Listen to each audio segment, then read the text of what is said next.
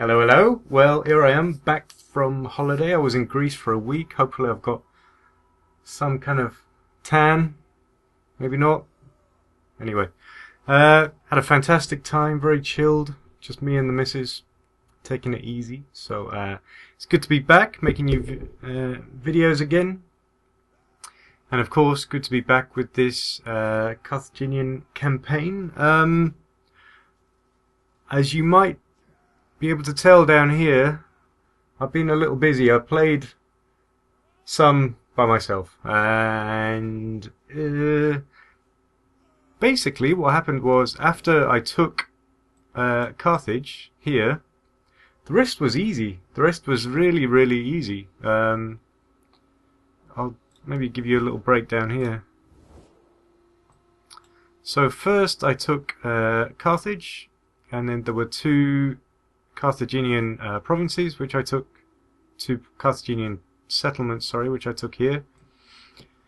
And I came down and took out the tribe down here in the east, just while I held onto the west with a single army.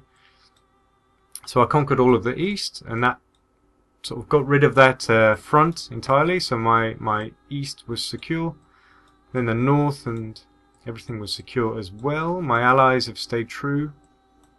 And then I've just worked my way west along the coast of North Africa. And my allies, as you can see here, have also worked their way down.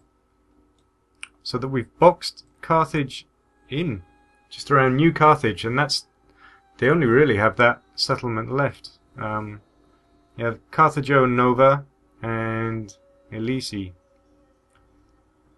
And that's it. They have one army, one ally left, the Oratani, and I've just asked my allies to attack them. That's my war target there. The rest of the Iberian tribes have all seen the might of Rome and have become very friendly towards me as well. I forced this tribe down here in the west to become my client state under the threat of destruction. And that's it. It's not been a particularly difficult campaign, and I'm surprised. Far easier than Gaul in Rome. Far easier. I mean, I had secure fronts in the north and the east. My allies were strong. They stayed true for the most part. I mean, the client states stayed true, the Italian allies, in Syracuse. And yeah, I could take my time, attack strategically. And now all I have left in terms of objectives is achieve the victory condition to win. And then on the ultimate military victory, control 50 settlements either by direct ownership or through client states and military allies. I have 52. And then completely control the following 6 provinces either by direct ownership or through client states and military allies. This is one of them, obviously Rome. Have that. Have the north. Have this. Now you have to... This includes military allies. So I upgraded my alliances with Massilia from a defensive ally to military ally, and that completes the objective. I have Africa with Carthage anyway, and Numidia, and all we have left is Hispania Ulterior, which is Carthago Nova. 2 of these have already been taken by my allies, Ibosim and Saguntum, which I told my allies to take. And all we have left is to conquer Carthage. New Carthage. Interestingly, the name only became New Carthage under the Romans after Carthage had been defeated. And there isn't even much of an army left defending it. They did have more there, but I'd taken my fleets and I'd moved them north. I'd moved them sort of here in an attempt to get them to attack with their land armies, like these guys. These are land forces. They are not good on water. And I've taken them away from the defense of New Carthage, so successful tactics, all in all. So I'm just going to try some poisoning, which of course failed. And I'm going to get on with the battle. I'm also going to talk today about the battles of Cannae and Zama. Yes, Zama. Battle of Cannae was the last major conflict in Italy. Utter defeat for Rome. Rome lost 60,000 men. I've mentioned this before. And yeah, just an insane annihilation for Rome. Incredible tactics by Hannibal. Just to get an idea of the effect it had on Rome. After the battle, Rome declared a day of mourning, firstly. It also outlawed the word peace, so you couldn't even speak of peace. And it also outlawed the shedding of any tear, even by women, for fallen soldiers, fallen comrades. So this was utter, just stubborn denial of subjugation by Rome. Interesting to read that at that time Rome had about 150,000 men of serving age, so that would be 17 and upwards. So 150,000 men in the city. 50,000 had already been killed. An entire third of the adult male population had died in the 20 months. It's just a year and just over a half since Hannibal invaded Italy.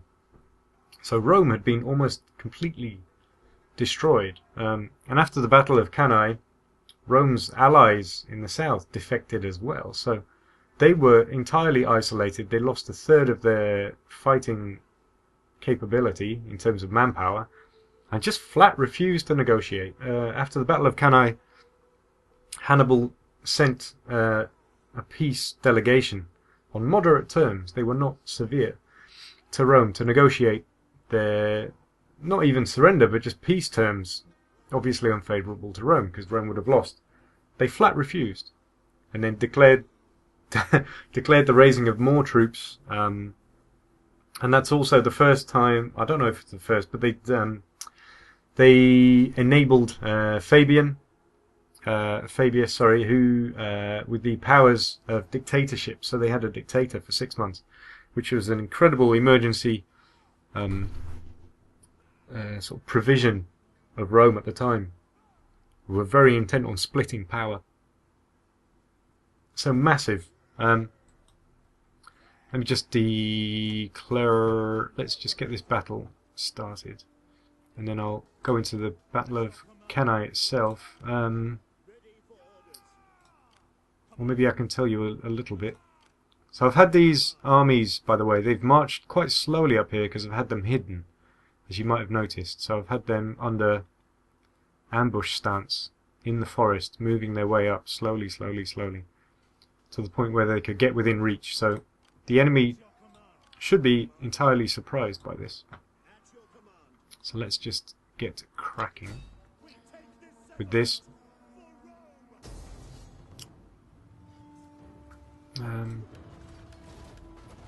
So they do have a lot of reinforcements. There's a full stack army reinforcing, so that'll be interesting.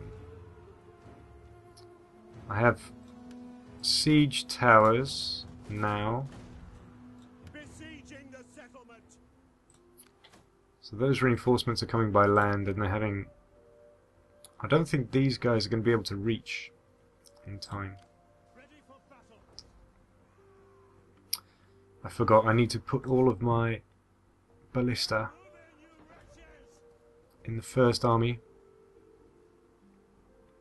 So let's do that first. Take the cavalry out because they're not very useful to a siege.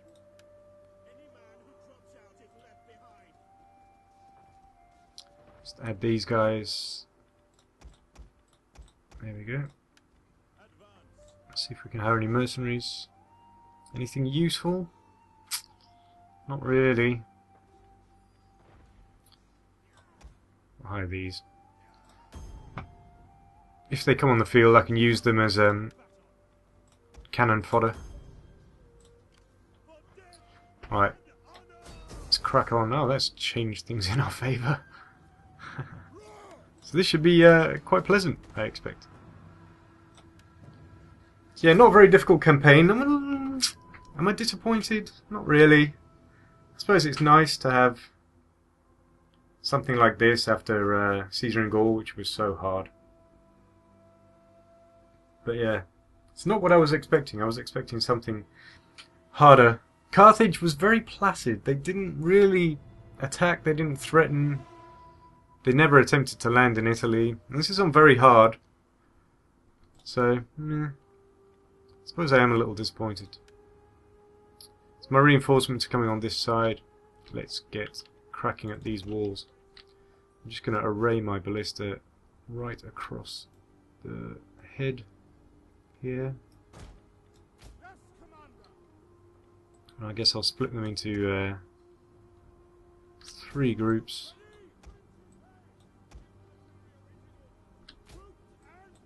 So that I can attack different points at different times.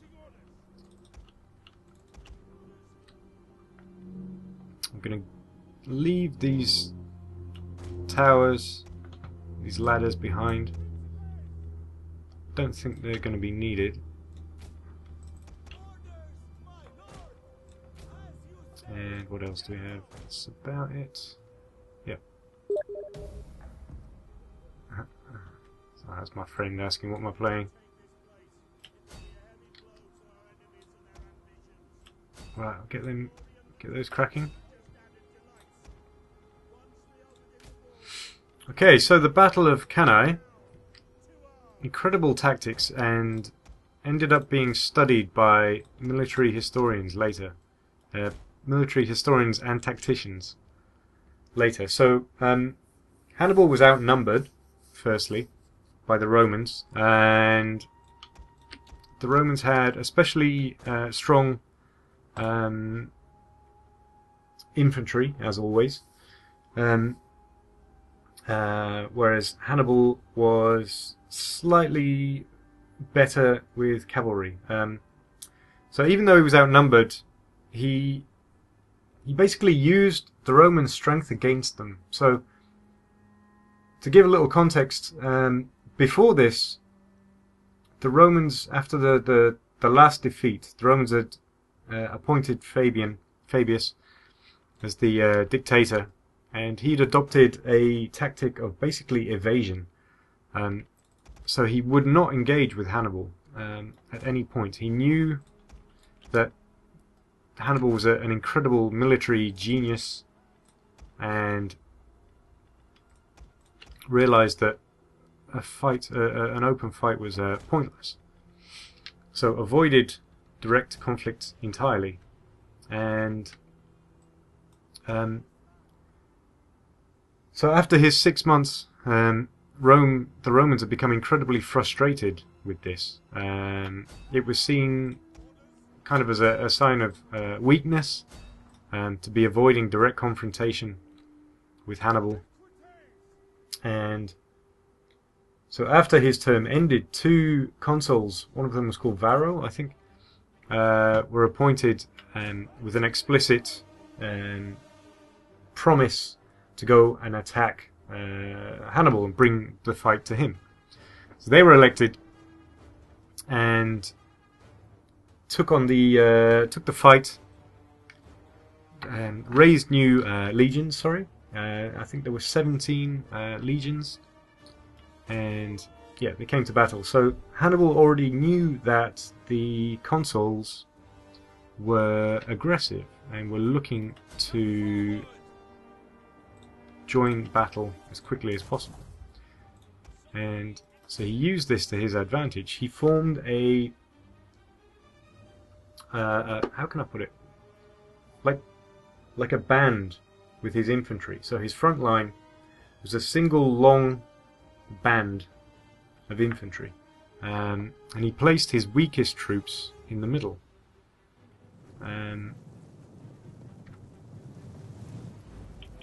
So with his weakest troops in the middle, the Romans advanced, and they advanced in a solid mass.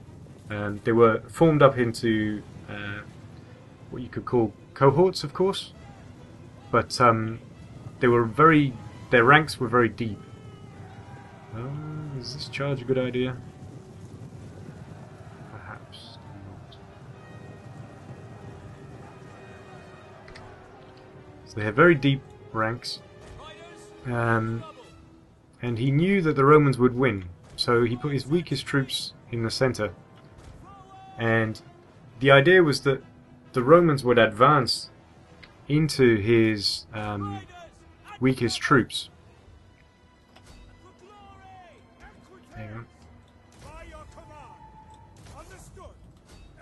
Would advance into his weakest troops, and then the wings, the flanks of his army, as this sort of band began to get pushed in by the Romans, the bands would extend and then envelop the Romans on both of their flanks. And then, of course, with his superiority in cavalry, which had gone and defeated the Roman cavalry, they were able to come back. So the Romans were encircled on three sides, and the cavalry came back and then hit them from the rear. And you caused a complete envelopment of the Roman troops. The entire army was enveloped, and the Carthaginians basically just hacked at them from all sides. And of course, because oops, this isn't going so well. Of course, because the Romans were trapped in the middle, they couldn't fight. So the Carthaginians had a larger area to actually engage the Romans with. Oh dear, getting a bit hurt here. Let's pull these guys out. I'm going to need to charge them several times. Charge again. Of course, I'm going to bring my damaged unit off the field, as is my wont. Very tough units, these. The Sacred Band. That's why, even though I knew I'd lose a lot of troops here, I wanted to engage them anyway. Right, I'm going to have to take these off the field as well.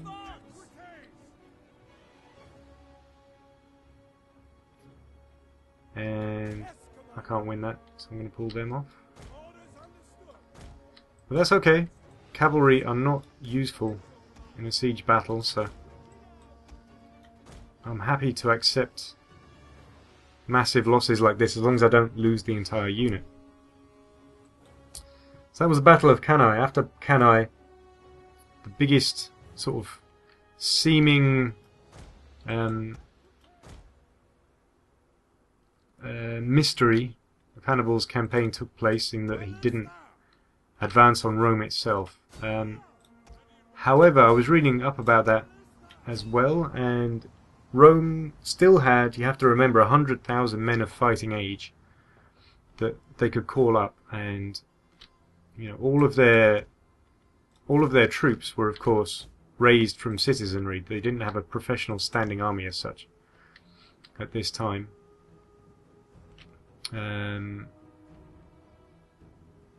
So, hang on, let me just get these guys cracking on there. Going to cause a nice big hole in here. I seem to have got rid of all of their missile troops as well, so that's good. Yeah. So historians have said that it's a mystery why Hannibal didn't advance on Rome, but Rome had its walls, of course. And I was also reading that there was a garrison that had been left at Rome, and of course the Romans could call up extra troops. So perhaps it isn't such a mystery after all. Let's just take out that other arrow tower. It's time to start advancing with my enormous number of Principes here. Absolutely enormous number. So after Cannae as well, what happened next was that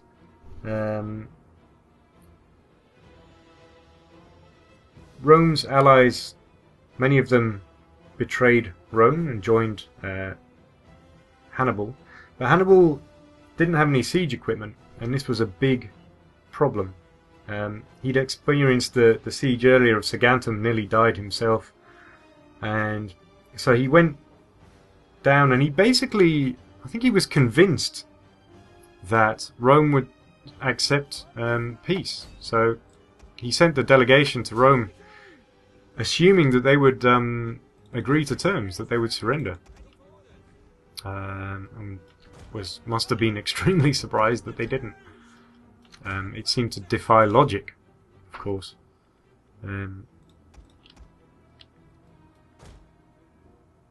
But instead of that, he concentrated on gaining more allies and trying to replenish his troops, gain the numbers that he needed, and never really attempted to attack Rome again, as far as I know.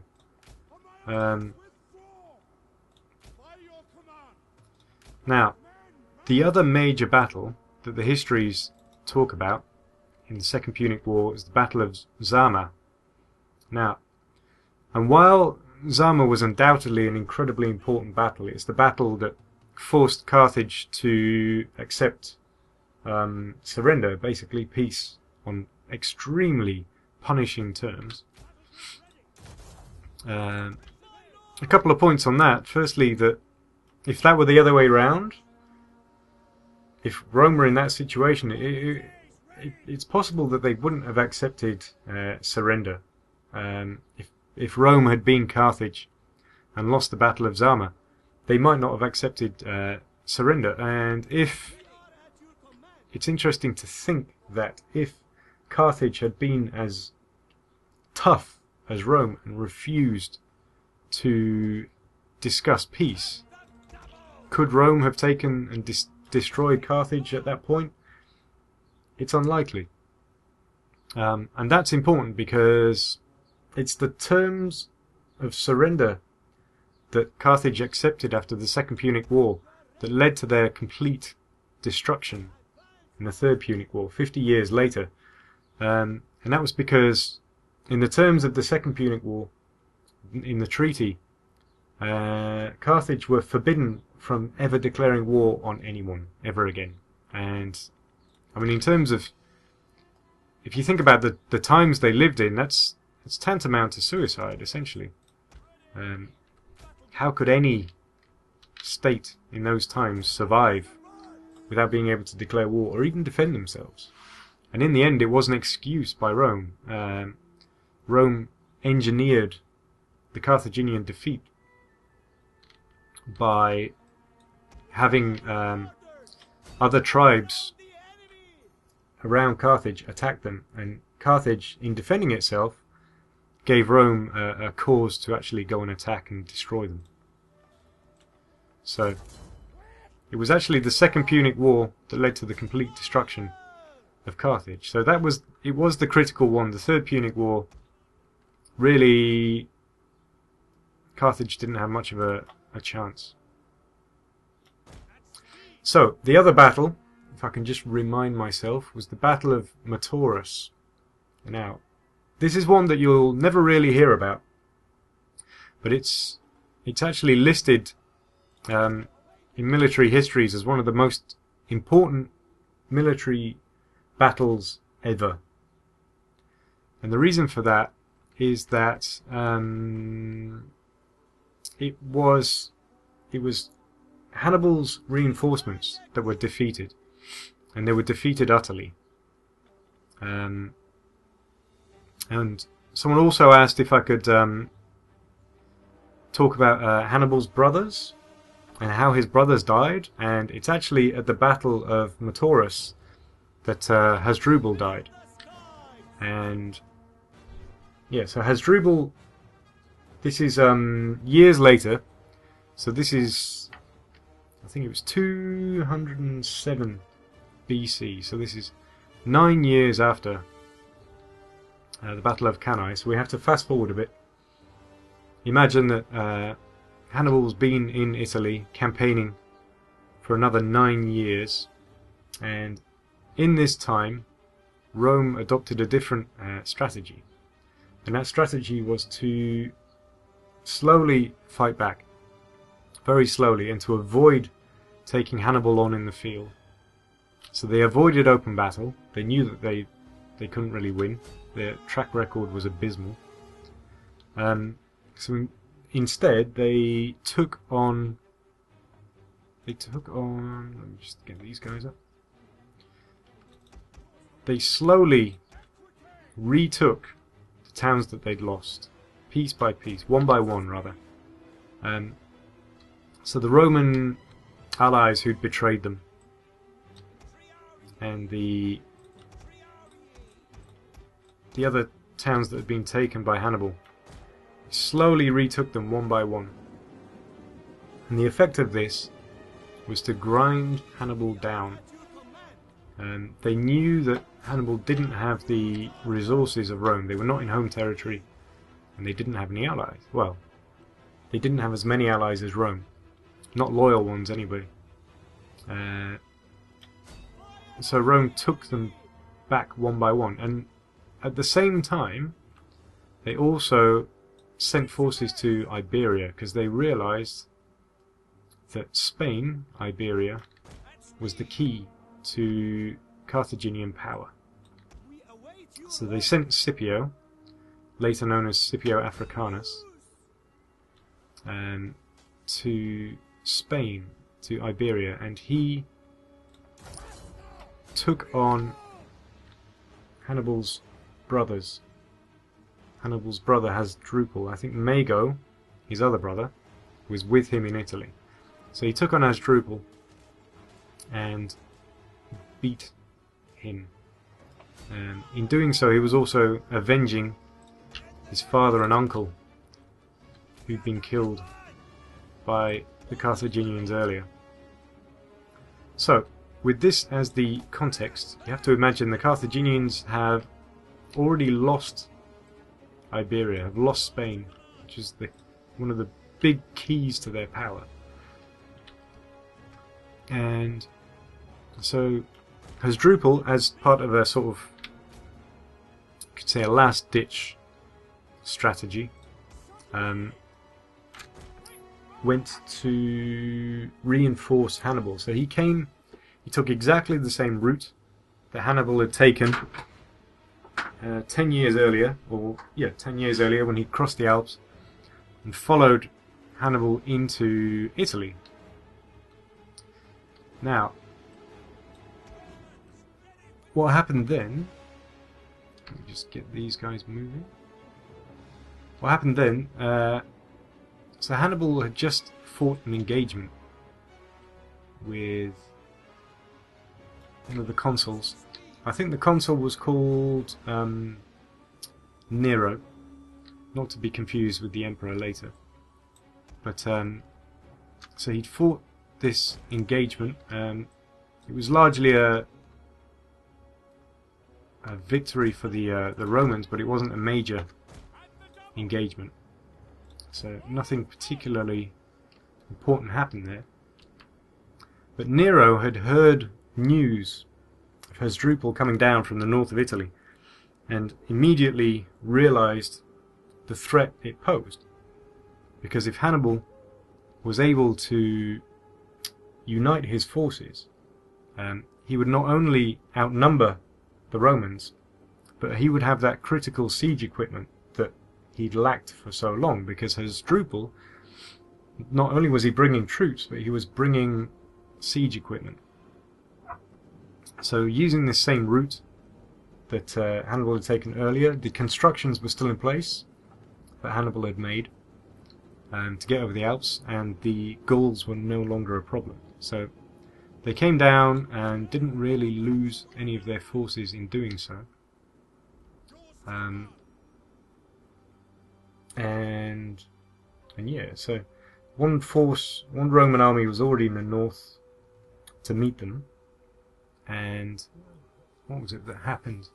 I remember it was by It was by the banks of a river that the battle was fought, and it was fought on terrible terms for the Carthaginians. So, if you imagine one day, Hasdrubal's forces have formed up, ready for battle. They know an engagement's going to take place. Nero marches through the night to join the army in the north, reaches them in the night. So neither Hannibal nor Hasdrubal know that this has happened. So they join during the night, and then the two armies form up the next day for battle. And Hasdrubal is facing an army of twice the size of the one he expected to face earlier.